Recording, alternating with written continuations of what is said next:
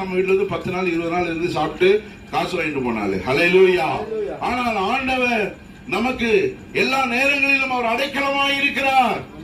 பணம் இருந்தாலும் அடைக்கலமா இருக்காரு, பணம் இல்லைனாலும் அடைக்கலமா இருக்கிறார். நம்ம பலவீனத்தோடு இருந்தாலும் போராட்டத்தோடு இருந்தாலும் சந்தோஷமா இருந்தாலும் தேவன் தான் நமக்கு அடைக்கலமாய் இருக்கிறார். ஆண்டவராகிய தேவனுடைய வார்த்தை நமக்கு இந்த நாள்ல வருகிறது.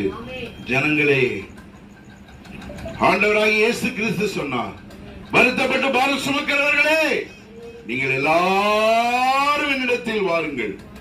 ஆண்டவர் எல்லாருக்கும் அழைப்பு கொடுக்கிறார். வருத்தத்தோடு பாரத்தோடு வியாதியோடு போராட்டத்தோடு நிம்மதி இல்லாமல் இருக்கிறீர்களா? நீங்கள் இயேசுவினிடத்திலே வாருங்கள், உங்களுக்கு அவர் இளைப்பாறுதலை தருவார். ஹல்லேலூயா.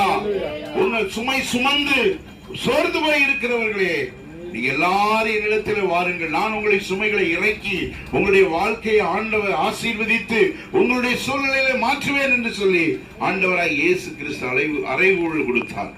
இன்னைக்கு அதே வார்த்தை நமக்கு வருகிறது. ஜனங்களே, எக்காலத்திலும் அவரை நம்புங்கள், எக்கால பஞ்சம் வந்தாலும் அவரை நம்புங்க.